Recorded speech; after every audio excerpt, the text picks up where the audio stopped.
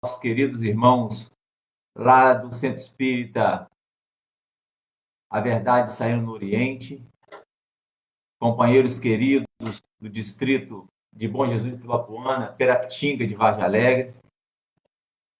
Nós agradecemos muito pelo convite que foi feito para que a gente pudesse trazer temas, reflexões respaldadas, iluminadas pelo Consolador Prometido.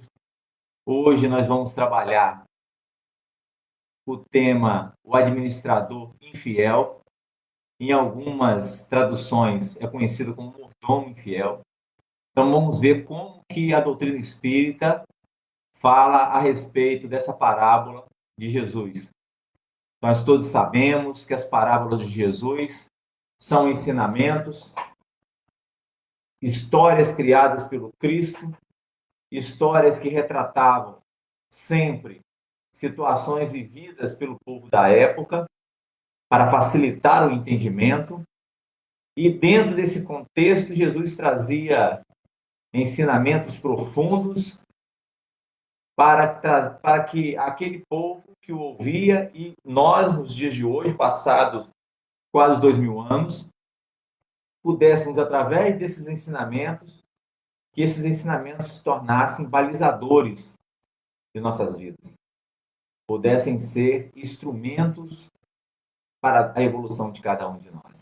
Então, nós agradecemos muito a você que está nos acompanhando em casa, na manhã de hoje, a todos os frequentadores, a todos os trabalhadores do Centro Espírita A Verdade Saindo no Oriente, que as bases espirituais desta casa possam cada vez mais estar robustas na fraternidade, na solidariedade, e que ela possa funcionar sempre com o ideal, que é o ideal do Grupo Espírita, de ser um hospital de almas, uma escola de almas, uma oficina de almas, acolhendo sempre dentro dos moldes apresentados por Jesus na Casa do Caminho, que foi, para todos nós cristãos, o primeiro exemplo vivo, materializado, de templo do Cristo, que tinha como máxima o atendimento aos sofredores. Nós vamos, para nós entrarmos no tema, obedecendo, seguindo sempre, mais ou menos, a forma que fazemos esse trabalho na reunião pública nas casas espíritas. Nós vamos fazer uma leitura de página e logo após vamos fazer uma prece. A leitura de página nós buscamos no livro Fonte Viva e lá o Emmanuel anotou essa passagem do evangelista Lucas, que é onde está a parábola do administrador infiel, desde o capítulo do versículo 1 até o versículo 16. E aí Emmanuel nos traz a seguinte reflexão dentro deste tema: dá conta de tua administração. Na essência, cada homem é servidor pelo trabalho que realiza na obra do Supremo Pai. E, simultaneamente, é administrador, porquanto cada criatura humana detém possibilidades enormes no plano em que moureja. Mordomo do mundo não é somente aquele que encanece os cabelos à frente dos interesses coletivos nas empresas públicas ou particulares, combatendo tricas mil a fim de cumprir a missão a que se dedica. Cada inteligência da Terra dará conta dos recursos que lhe foram confiados. A fortuna e a autoridade não são valores únicos de que devemos dar conta hoje e amanhã. O corpo é um templo sagrado. A saúde física é um tesouro. A oportunidade de trabalhar é uma bênção. A possibilidade de servir é um obséquio divino. O ensejo de aprender é uma porta libertadora. O tempo é um patrimônio inestimável. O lar é uma dádiva do céu. O amigo é um benfeitor. A experiência benéfica é uma grande conquista.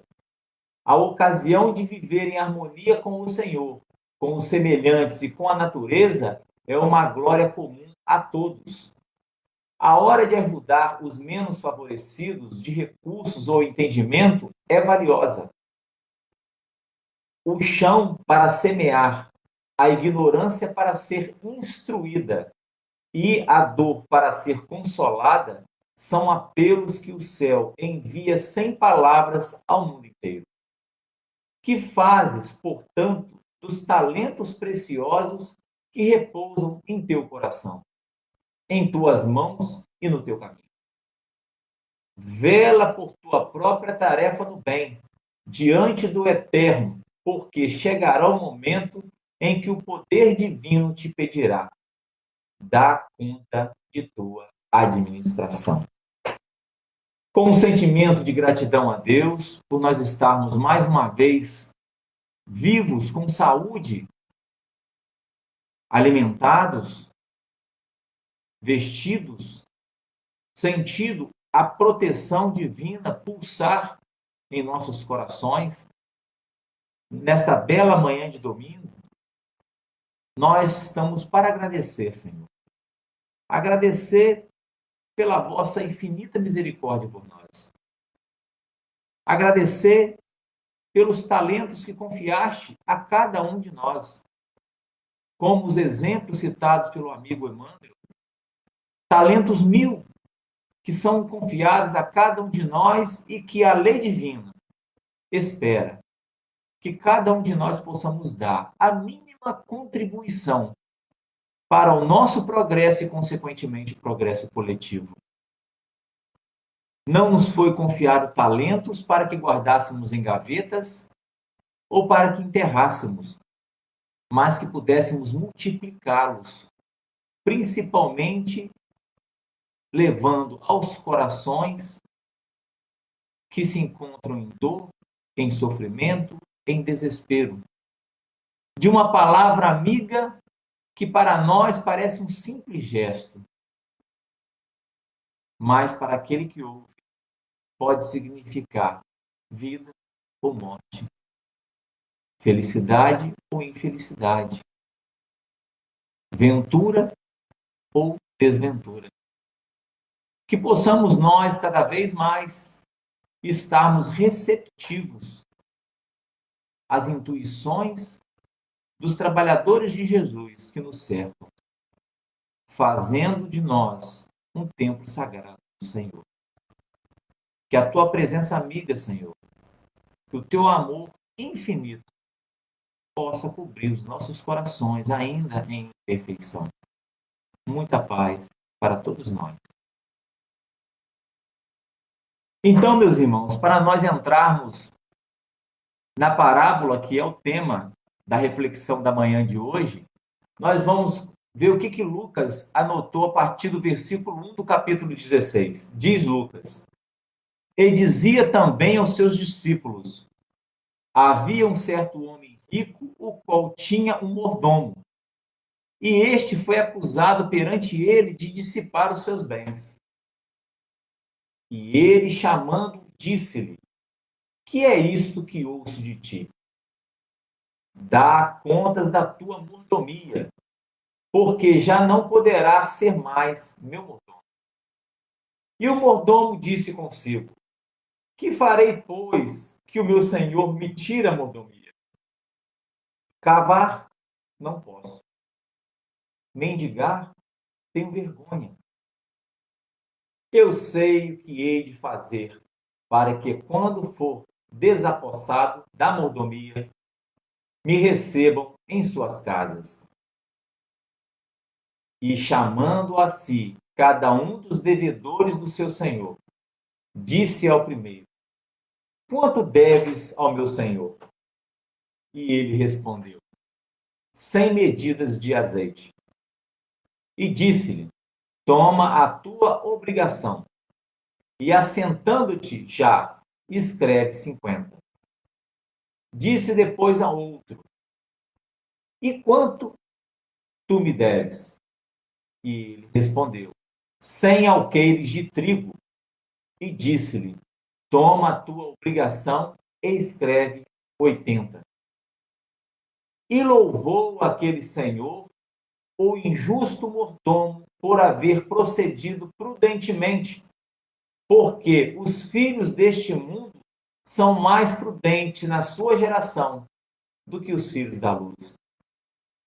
E eu vos digo: granjeai amigos com as riquezas da injustiça, para que, quando estas vos faltarem, vos recebam eles nos tabernáculos eternos. Quem é fiel no mínimo, também é fiel no muito.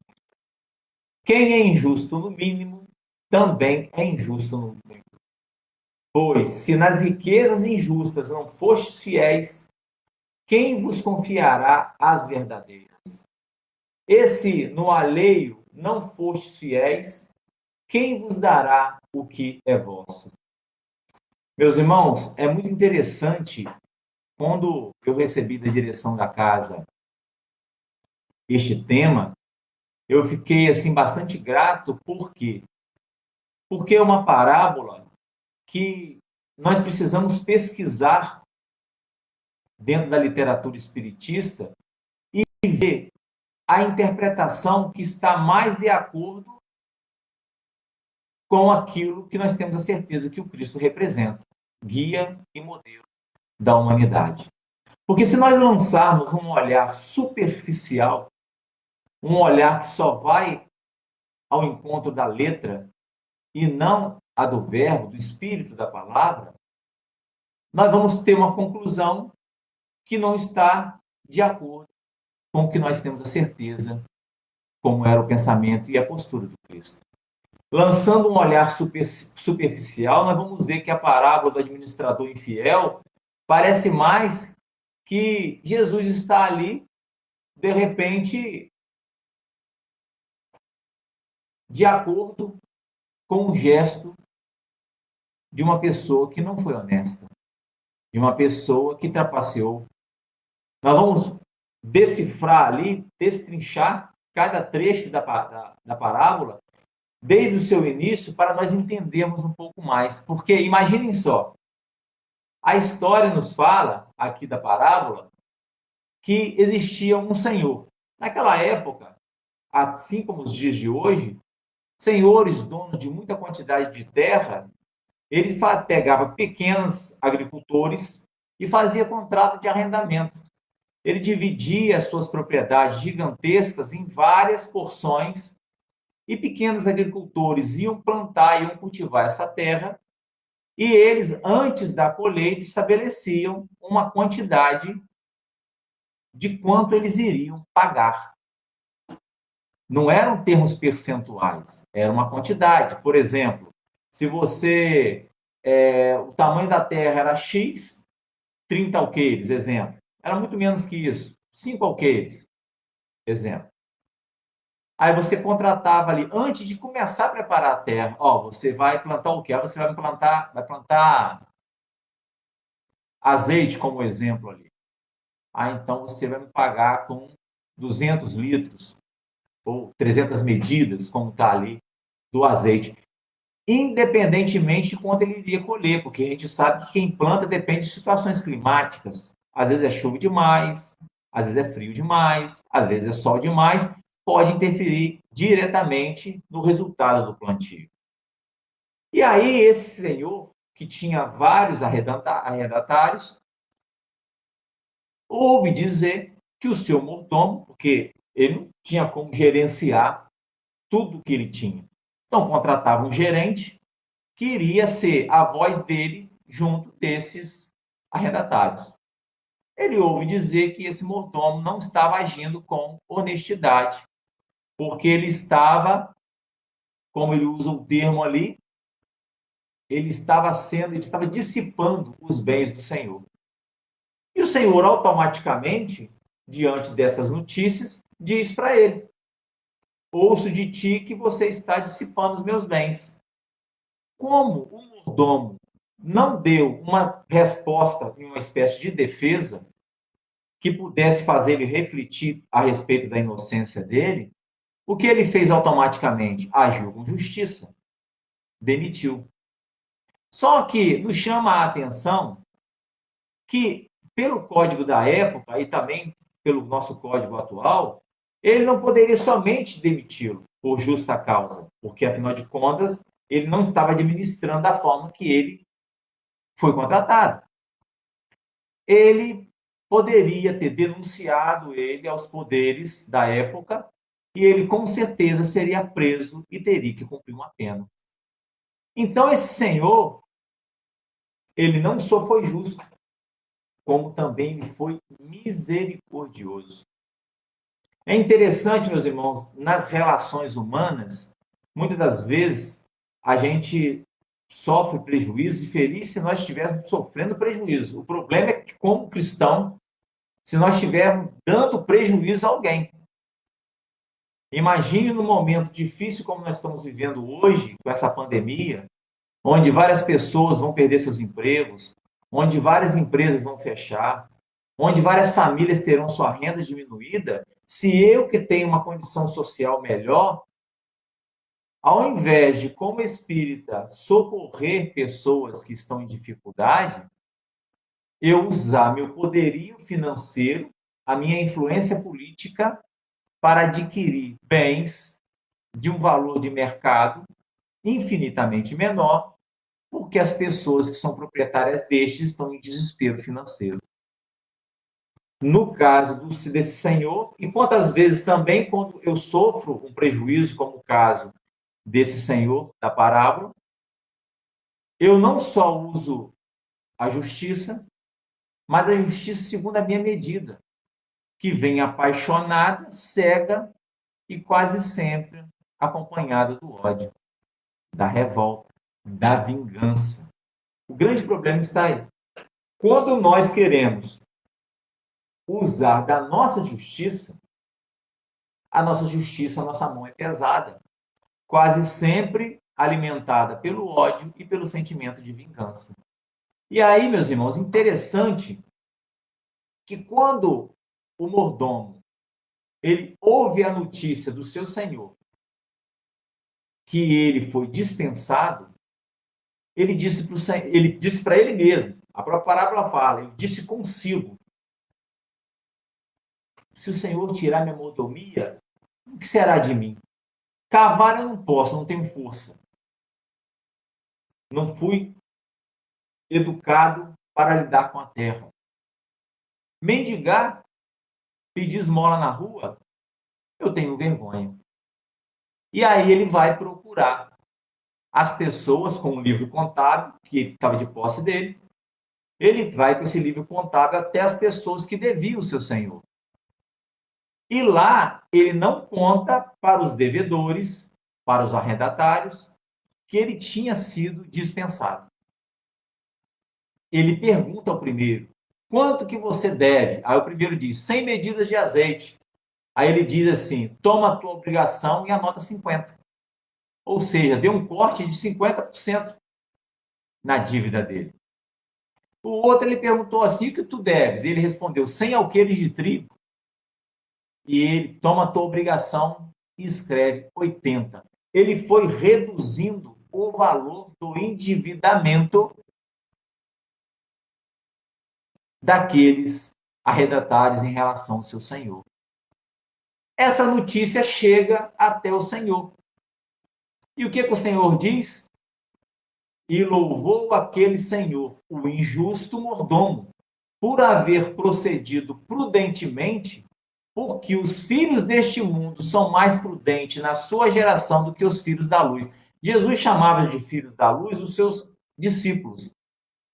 Então Jesus fala na parábola que esse mordomo injusto, ele teve mais compaixão, o seu proceder foi de maior prudência do que os filhos da luz, aqueles que o seguiam. Por quê?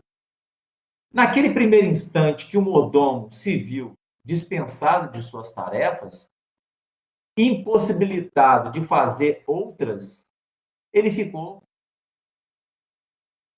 surpreendido, sim, mas não desesperado. Ele precisava pensar qual era a melhor alternativa.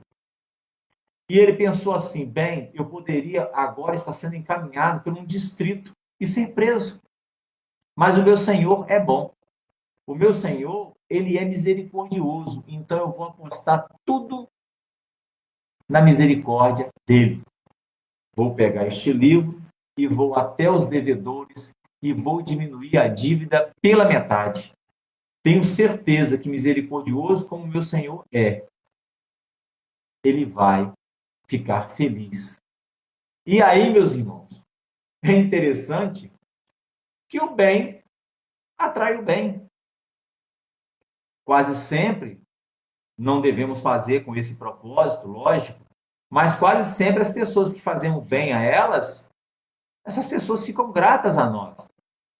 Imaginemos depois de todo este feito, uma dessas famílias, qual é a imagem que elas passaram a ter deste mordomo?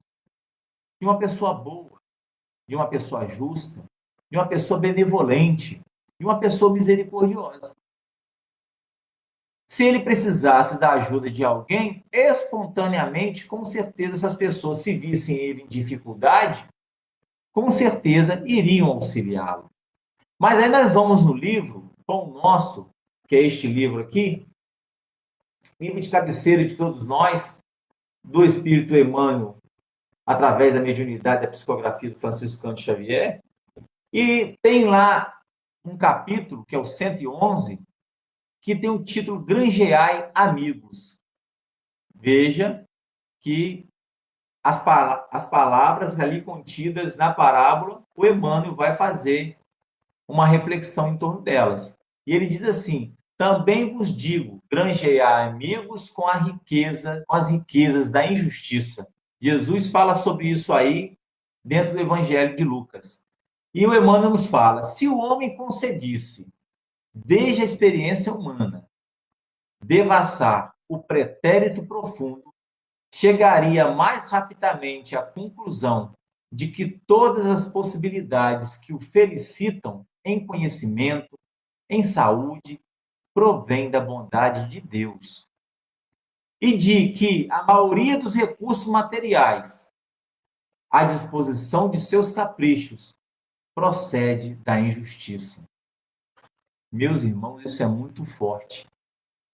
Porque reencarnacionistas que somos, e tendo a certeza absoluta que Deus é infinita justiça, infinita misericórdia, nós sabemos que não existe vítimas entre os encarnados e desencarnados nas diversas escolas planetárias do universo. Disso nós não duvidamos. Por parte de Deus, das suas leis imutáveis, não existe vítimas. Todo o processo de dor, como está lá no Evangelho segundo o Espiritismo, está relacionado a causas ou presentes ou anteriores a essa existência. Nós vemos o caso, por exemplo, de grandes flagelos, estamos vivendo um dele, que é o flagelo da Covid-19, e é interessante que até o exato momento, os países mais afetados pela Covid-19 são países que têm uma herança perante a humanidade de desumanidade, de exploração, de genocídios. Imagine, meus irmãos, olharmos para a Itália. A Itália, buscando os livros de história, durante quase 1000 anos, o Império Romano colocou o mundo que até então era conhecido na época, sob o seu jugo, que foi conquistado a custo de milhares, centenas de milhares de vidas, de explorações, de escravizações de povos, levados milhares, centenas de milhares à miséria. A Espanha, a mesma coisa. Diante aqui do descobrimento da América, quantos espíritos perderam suas vidas de formas trágicas? Quantas riquezas lhe foram retiradas? Assim também acontecendo com a França, através do desejo napoleônico de poder. Nós vamos buscar os próprios Estados Unidos da América, que sempre buscou, através de armas belicosas, atingir aos seus objetivos, nós vamos olhar para o nosso Brasil, que apesar de sabermos que é o coração do mundo e a pátria do Evangelho, tem uma herança escravocrata que durante centenas de anos fez com que irmãos nossos vindos da África sofressem, fossem humilhados, tiraram suas vidas de formas, torturas absurdas. E isso tudo está escrito no livro da vida. Dentro da lei de causa e efeito, todo mal que fizermos ao trem, ao nosso semelhante, nós resgataremos.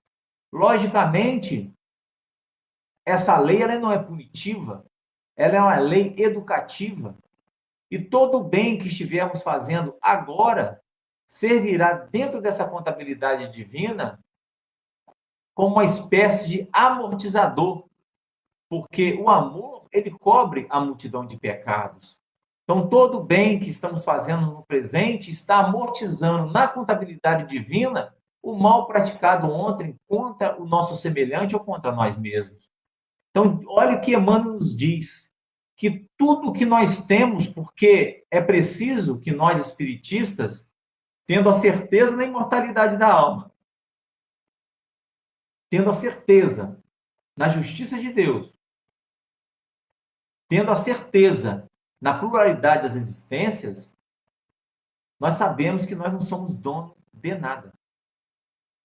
Nada é nosso. Tudo provém de Deus. Como está lá no Evangelho segundo o Espiritismo, nós somos usufrutuários dos bens divinos. Nem este corpo me pertence. No momento da desencarnação, esse corpo vai ser sepultado, vai formar novos corpos na natureza, e o espírito que anima este corpo, que por ora é conhecido como Leandro, prestará contas no tribunal da consciência do que ele fez com os seus talentos nessa presente encarnação. Essa é a lei de Deus. E aí o Emmanuel nos fala que tudo que Deus nos deu provém da misericórdia. Porque nós não temos virtudes, nós não temos benevolência, nós não temos compaixão, nós não temos amor ao próximo suficientes para dar conta de tantos bens que Deus nos oferece. Família, saúde, instrumentos para a nossa evolução, essa natureza abençoada que lá fora canta, o alimento à mesa, medicamentos, vestuário, tudo isso está na conta da misericórdia de Deus. E que a maioria de muitos de nós, que hoje gozamos de alguns pertences materiais, se fizermos uma introspecção sincera, veremos que muitos são frutos da injustiça. E aí que é um ponto que ainda mais num país onde nós sabemos que, infelizmente, vivemos crise de ética e de moral, aonde impera em muitos meios que o se dá bem, a tal da lei de Gerson, o tal da quando a farinha é pouco, o meu pirão tem que vir primeiro. Como os cristãos que somos, como espiritistas que somos, nós precisamos levar muito seriamente, de uma forma muito séria e honesta, conosco mesmo, se essas verdades ditas por Emmanuel, se elas nos atingem em pequeno, em médio ou um nível elevado. E continua o Espírito Emmanuel. Bastará recordar nesse sentido que quase todos os estados terrestres, preste atenção no que o Emmanuel diz, meus irmãos, se levantaram há séculos sob conquistas cruéis. É o que eu acabei de falar. Com exceções, os homens têm sido servos dissipadores, que no momento do ajuste não se mostram à altura da mordomia. assim como na parábola, o Emmanuel está nos dizendo que uma hora o Senhor, Deus, vai nos convidar no tribunal da consciência e vai nos perguntar: dê conta da tua mordomia, dê conta da família que eu te dei, dê conta do trabalho, da capacidade que eu te dei para você conseguir um bom trabalho, uma boa remuneração. Dê conta da tua casa que nunca te faltou nada. Dê conta da doutrina que eu te colocaste, abençoada, para iluminar sua consciência e colaborar para a sua evolução. Dê conta dos bens que eu te emprestei, meu filho. O que produzistes? Essa pergunta vai ser feita, já foi feita a cada um de nós muitas vezes. Na hora de que nós deixarmos o mundo físico, que já deixamos muitas vezes. Mas essa pergunta também é feita quando colocamos a cabeça no travesseiro. Todos os dias. Se nós estivermos atentos, nós vamos perceber que essa pergunta Deus nos faz diariamente. Eis porque Jesus nos legou a parábola do empregado infiel, convidando-nos à fraternidade sincera, para que através dela encontremos o caminho da reabilitação. Enquanto pessoas ficam na rede social debatendo de uma forma ácida se o certo é direita, é esquerda, é centro, é sei lá o quê, essa doutrina consoladora nos fala que o certo é a fraternidade. Todos esses partidos, todas essas ideais, todas essas ideologias criadas pelo homem são falhas, são egocêntricas. Elas só têm como único objetivo o poder e nada mais do que isso. Não se enganem. Se nós formos buscar estudar a fundo a história dessas ideologias, todas elas são falhas e só miram o poder. A única ideologia que não tem falha é a de Jesus. Essa é segura. Com essa, nós não decepcionaremos nunca. Com políticos, votamos nele há 1 ano, há 2 anos, há 4 anos, há 10 anos atrás, a decepção vem logo à frente. Por isso, não apostemos todas as nossas fichas, criando uma espécie de idolatria para com esses personagens, porque nós, com certeza, viveremos decepções. Nós só temos um único guia e modelo que Deus ofereceu à humanidade, e o nome dele é Jesus Cristo. Esse jamais nos decepcionará. E está conosco em todos os momentos de nossa vida, seja na felicidade ou na tristeza, seja na saúde ou na doença, seja no calor ou no frio, na chuva ou no sol, ele está conosco, seja no trabalho ou na família. Não nos falta jamais. E continua o Emmanuel. O mestre aconselhou-nos a granjear amigos. Jesus está nos falando. No Facebook, por exemplo, nós estamos aumentando o número de amigos, de simpatizantes, ou nós estamos aumentando o número de pessoas que não gostam da gente? São antipáticos a nós. Porque ficamos publicando mensagens ácidas, desrespeitosas, antifraternais, e ainda sendo cristãos. Isso nós precisamos refletir sobre isso. A mídia social é muito poderosa. Nós devemos pensar se o conteúdo que eu estou colocando nela, aonde ela está chegando e como ela está chegando. Quem recebe está aquecendo o coração? Ou quem recebe está criando uma revolta para conosco? No Livro dos Espíritos, na questão 462, os Espíritos revelaram a Kardec que não basta fazer o mal, deixar de fazer o mal. Nós temos que fazer todo o bem ao nosso alcance. Porque se não fizermos todo o bem ao nosso alcance, todo este bem que nós deixamos de fazer, todo o mal que vier em consequência da ausência desse bem que nós poderíamos ter feito e não fizemos, nós seremos responsabilizados.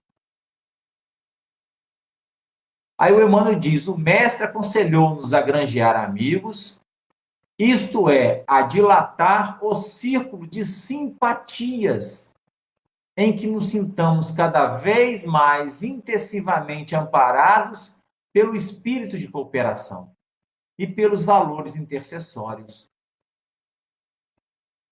Tem uma história, meus irmãos, muito antiga, não fala onde eu li, qual a nacionalidade, mas diz que é muito antiga. Que uma família composta do senhor, do homem, da mulher, da sua esposa, e de 2 filhos, vivia numa região quase que de deserto, afastada da civilização.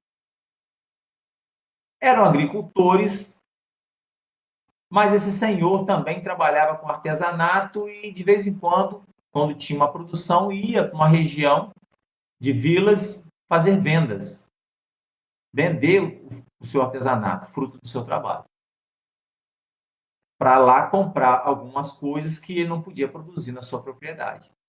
E ele foi. Quando ele estava em viagem, seus filhos estavam brincando em um riacho que passava próximo, e um dos filhos estava afogando, o outro foi em socorro deste. Aliás, os filhos eram gêmeos. Quando esse outro foi tentar salvar o irmão, a fatalidade não foi evitada. Os dois acabaram desencarnando por afogamento. Algumas pessoas poucas ali do entorno, que foram chamadas desesperadamente pela mãe, tiraram os corpos, aqueles corpos foram preparados, velados e sepultados. E com isso o pai está viajando. E ela pedindo a Deus, porque eles eram muito religiosos, pedindo a Deus orientação de como iria contar para o marido uma dor que ela estava sofrendo sozinha com Deus, mas sozinha fisicamente. Como dizer para o pai a perda das 2 crianças? E o dia chegou, e o pai voltou da viagem, e a esposa, o olhar já dizia tudo. Ela disse assim, alguma coisa, ele disse assim, alguma coisa não está bem. E logo perguntou, está tudo bem? Onde estão as crianças? E aí ela disse para o marido assim, senta aqui na sala, vamos conversar um pouquinho. Eu preciso confessar um segredo para você que eu guardo há 25 anos. Aí ele sentou e ela disse para ele assim, você sabe que nós somos seguidores de um Deus de amor e de justiça, onde sempre nos esforçamos em ter atitudes condizentes com seus ensinamentos. Eu guardo um segredo de você há 25 anos. Qual é o segredo? Eu quero a sua opinião.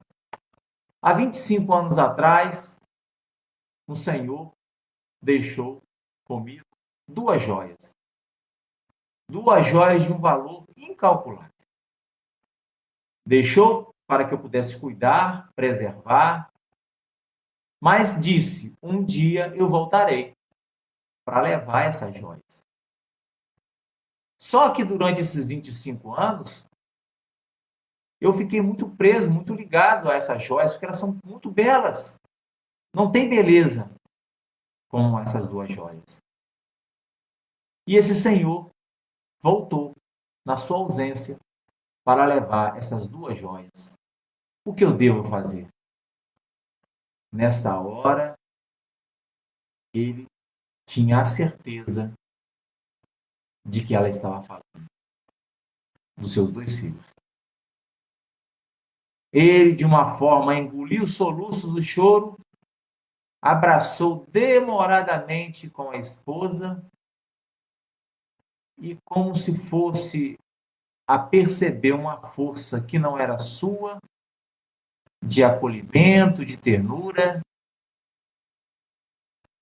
ele ainda disse em pensamento, obrigado, Senhor, por ter confiado durante 25 anos essas 2 joias.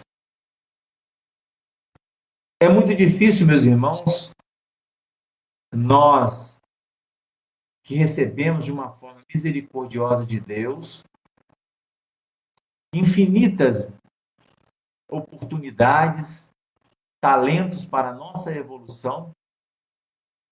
E quando, dentro do mecanismo necessário de despertamento e evolução de cada um de nós, precisamos lidar com perdas, seja elas quais forem.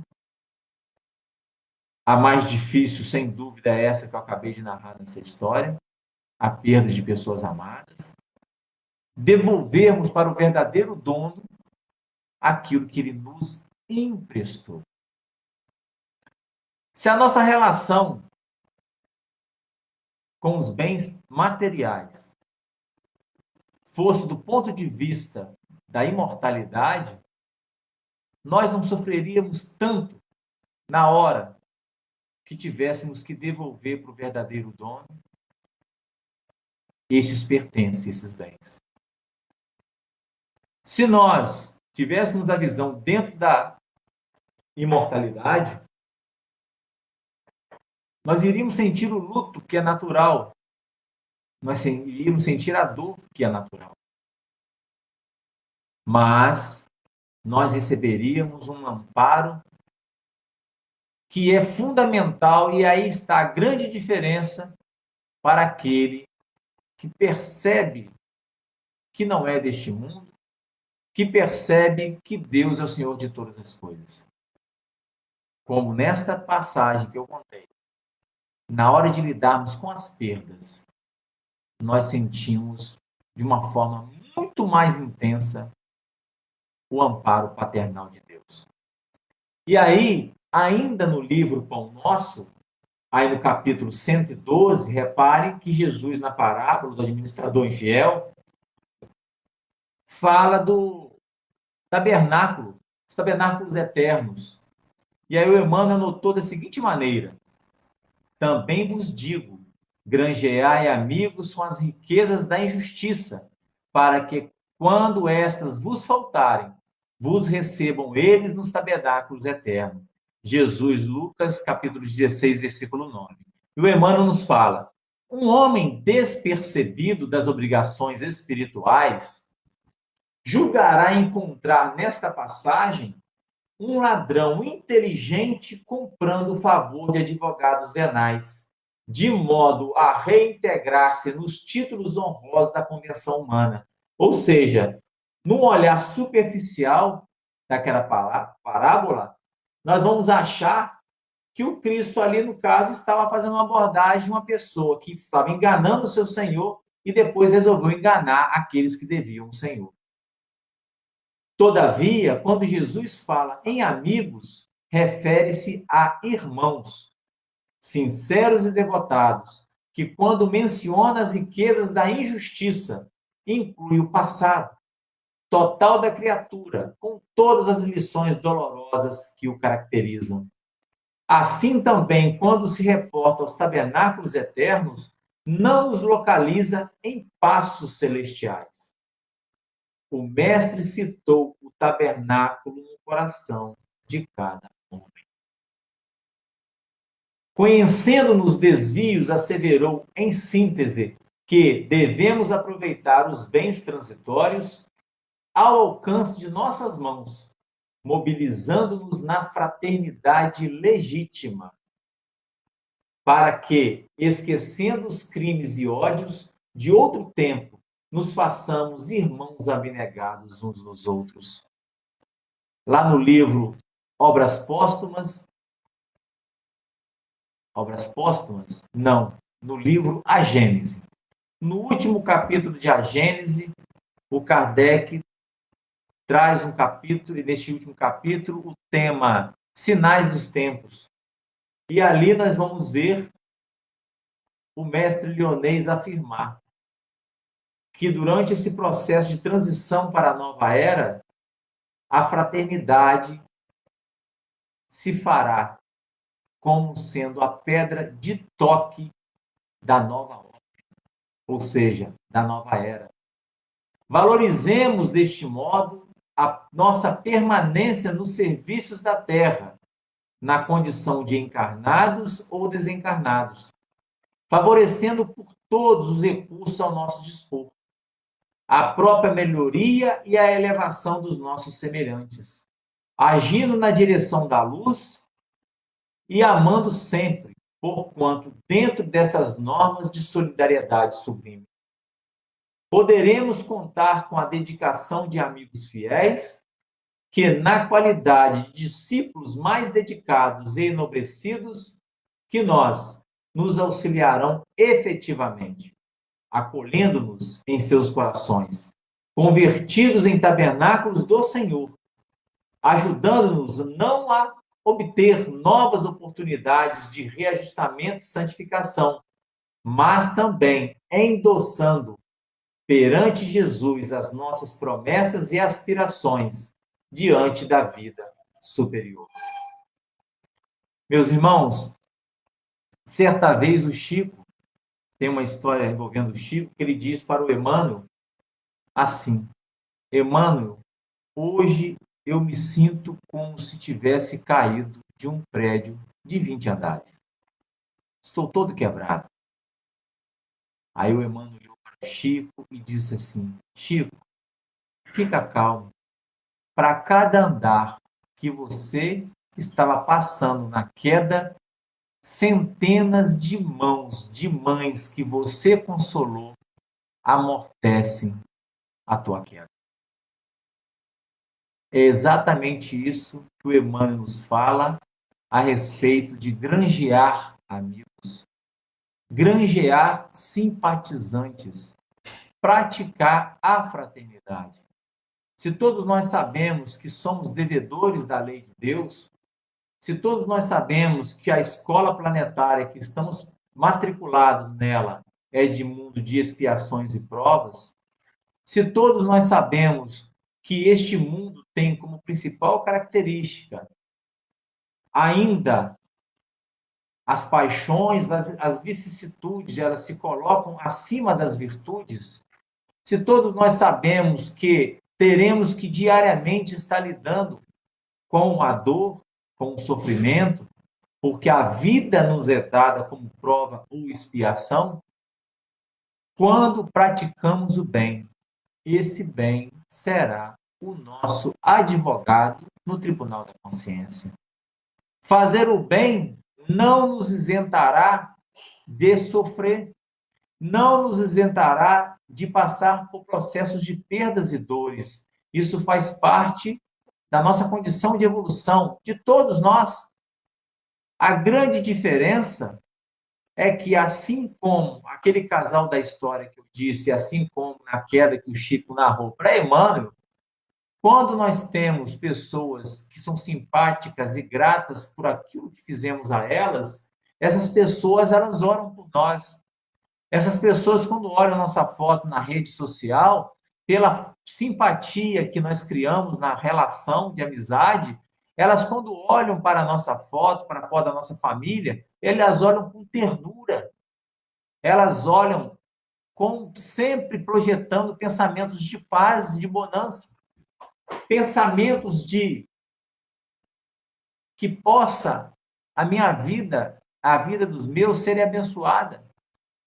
Olha a grande diferença. Ao contrário daqueles que, quando eu me perco, fazendo inimigos de norte a sul, aonde eu fico criando laços de antipatia. O resultado, na hora do tombo, não tem um colo para me acolher, sequer eu percebo a presença do próprio Deus. Não que ele me falte, mas por eu estar num processo de fascinação, de revolta e ódio, através das ondas de vibração, eu não consigo perceber o aconchego divino pela minha escolha vibratória de proceder, de agir, de pensar em relação a mim, em relação ao outro, em relação à vida como um todo. E aí nós vamos ver que a lei divina espera de nós é que, perante o erro, nós nos tornemos pessoas melhores, como foi o caso daquele mordomo infiel. Ele teve uma prática menos feliz diante do seu senhor, diante da demissão, das consequências do erro, ele refletiu e disse assim: eu vou pagar este mal que eu fiz reconhecendo que fez o mal, porque não é coisa muito fácil, porque muitas das vezes nós agimos errado, mas o orgulho não permite que a gente veja a nossa parcela de erro, não de culpa. Vamos tirar a palavra culpa, vamos colocar a palavra responsabilidade. A palavra culpa ela é pesada. A Joana de Anjos fala que nós devemos tirar a palavra culpa do nosso dicionário. A palavra correta é responsabilidade. E nós vamos ver que Jesus nos traz vários personagens que erraram, reconheceram seus erros e depois renasceram para a luz. Foi assim com Saulo. Renasceu para Jesus na estrada de Damasco e depois foi ser conhecido não como aquele que mandou perseguir cristãos e tirar a vida de Estevão, mas o apóstolo dos gentios, que semeou a boa nova nos corações em distâncias muito longínquas. A mesma coisa com Pedro. Não vamos exaltar a negação de Pedro, a queda de Pedro, mas o renascimento de Pedro. Diante do erro, agora eu vou servir a Deus de uma forma que eu nunca servi. Agora eu vou amar a Deus da forma que eu nunca amei. Amar a Deus, amar ao Cristo, é só a gente entender, estudar e ver a trajetória de Pedro, desde a negação até o final dos seus dias. Foi assim com Maria Madalena, que também, diante do erro, dos prazeres efêmeros, passageiros, transitórios, e sentia um vazio existencial, porque aquelas práticas não alimentavam aquela mulher, vai buscar beber do verdadeiro amor. E como aquela bela mulher, cercada de riquezas, de homens que a cortejavam, terminou os seus dias no meio de leprosos. Morreu de lepra. E aqui nós poderíamos enumerar vários exemplos de pessoas que se tornaram mais humanas, transformadas em contato com o Evangelho de Jesus. No livro Parábolas e Ensinos de Jesus, do nosso bandeirante do Espiritismo, lá de Matão, que foi Caibá Schutel, ou Caibá Schutel, ele fala sobre essa parábola da seguinte maneira: o sentido oculto desta parábola visa a estas duas qualidades pelas quais se reconhecem a bondade ou a maldade do homem: fidelidade e infidelidade. Fidelidade é a constância, a firmeza e a lealdade com que agimos em todos os momentos da vida, na abastança, como também na pobreza, nas eminências dos palácios, como na humildade das choupanas, na saúde, como nas enfermidades, e até nos umbrais da morte, como no apogeu da vida. A fidelidade, ela é pedra de toque, com que se prova o grau de caráter de um homem. É fiel nos seus deveres? É a pergunta que o Caibá Schutel faz a cada um de nós. É fiel nos teus deveres? Tem forçosamente todas as qualidades exigidas ao homem de caráter? Reconhecimento, gratidão, indulgência, caridade, amor, porque a verdadeira fidelidade não se manifesta com exceções ou preferências. Aquele que caminha para se aperfeiçoar em tudo, obedece à sentença de Jesus: sede perfeitos, como perfeito é o vosso Pai Celestial. É interessante, meus irmãos, que diariamente nós passamos por situações aonde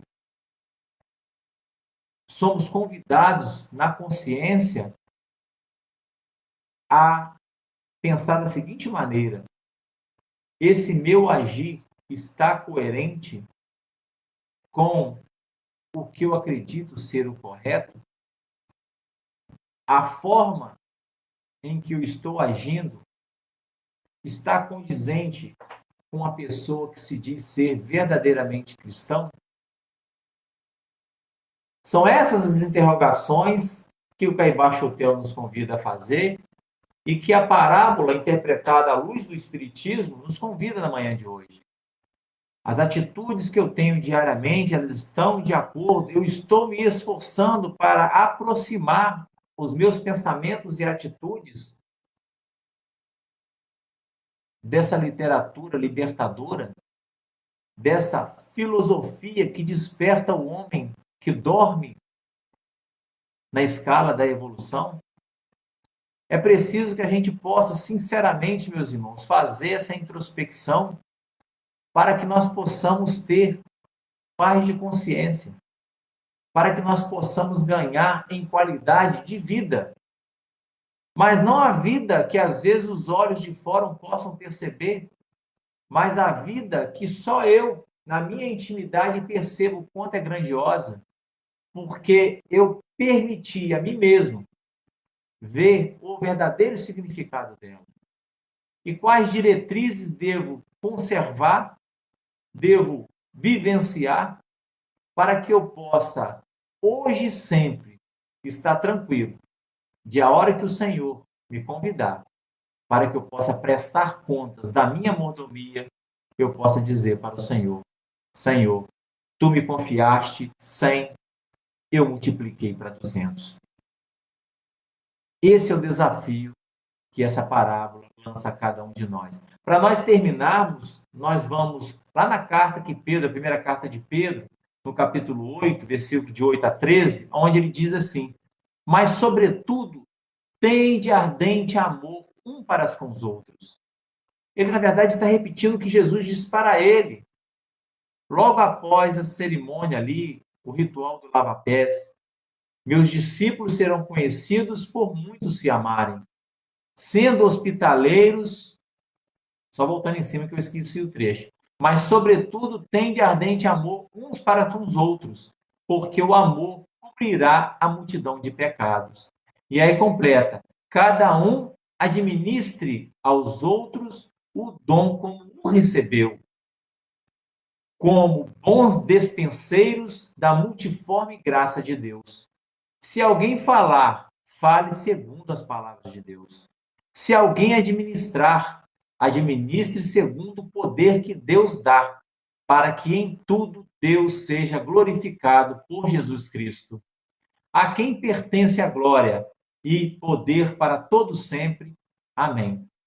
Amados, não estranheis a ardente prova que vem sobre vós, para vos tentar, como se coisa estranha vos acontecesse. Mas alegrai-vos no fato de serdes participante das aflições do Cristo, para que também na revelação da sua glória vos regozijeis e alegreis com o Cristo. É a mensagem, meus irmãos, que eu gostaria de deixar na manhã de hoje para todos vocês. Agradecendo a Deus pela oportunidade, agradecendo a direção do Centro Espírita Verdade Saindo no Oriente, desejando sinceramente aos meus amigos que ousaram em fundar essa casa espírita em Vargem Alegre, em Perapitinga de Bom Jesus, distrito tão amado e querido por todos nós, que, ora, às vezes até em sono, nos vemos naquelas estradas, naquelas colinas, naquelas vegetações, lugar que nos traz conforto, paz, porque temos nossas raízes espirituais entranhadas naquele solo. Temos, sem dúvida nenhuma, muitas páginas já vividas naquela região. Então, agradecemos muito a companhia de cada um de vocês que estão do outro lado, desejando sinceramente que todos tenham um domingo abençoado e que possamos cada vez mais, nesse momento difícil que a humanidade passa, termos a certeza que, se Deus está por nós, que terá contra nós, como diz Paulo de Tarso. Para encerrarmos, meus irmãos, antes de finalizarmos através de uma prece, dando graças a Deus, eu gostaria de convidar os meus irmãos que a gente pudesse acompanhar a reflexão de um hino do Grupo Bem, que eu particularmente gosto muito. Ele se chama Sopro do Criador. Ele diz mais ou menos assim: no alto de uma montanha, fitando amplidão, imenso mar de nuvens diante da criação. Sou grato pelo que vejo, pois sei que vem de ti. Traduzo em oração o amor que tenho em mim, pois tudo está em tudo e tudo é feito de amor.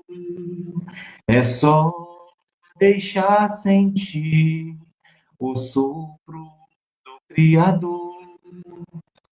Tudo que existe, existe por ti. E não há palavras para definir. Talvez não entenda, mas posso sentir a fé com a razão. O acaso não pode existir. Comigo agora, hein?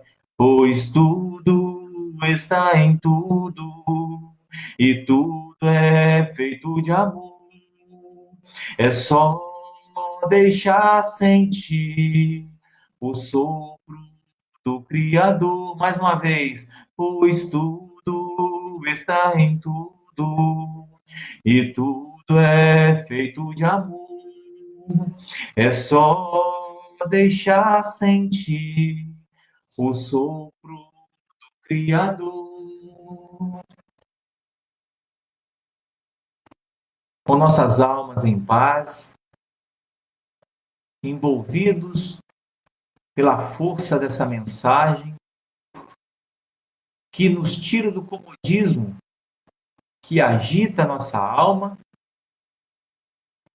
mas que nos traz o norteamento necessário para que possamos seguir os passos desse Jesus de amor. Como diz a letra deste hino, sentimos o sopro do Criador dentro de cada um de nós, a nos consolar, a nos amparar, a nos envolver no teu abraço, a nos dizer: meu filho, acalma-te, eu estou com você. Perceba a grandeza da vida, a beleza de tudo que eu confiei. Faça o melhor uso, sempre visando o bem daqueles que eu rodei.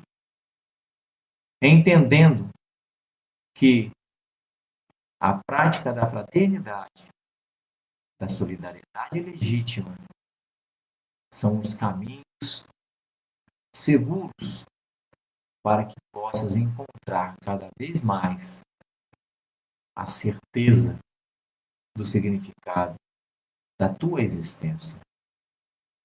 Que esse Deus de infinito amor, que esse seu sopro consolador possa chegar aos corações dos meus irmãos que nos ouvem na manhã de hoje, mas que possa romper as fronteiras dos municípios, dos estados, dos países, aonde haja desespero e dor, aonde haja sentimento de justiça, de perda, de até desistência da vida, que esse sopro de Deus possa revitalizar, que esse sopro de Deus possa sacudir a centelha que Ele colocou dentro de nós, que pulsa, que nos convida, que nos arrasta para a felicidade. Meus irmãos, que Deus nos ampare hoje, agora e sempre. O meu muito obrigado. Muita paz, meus irmãos, para todos vocês. Que Deus os abençoe e que tenham todos um abençoado domingo, uma excelente semana. Muito obrigado.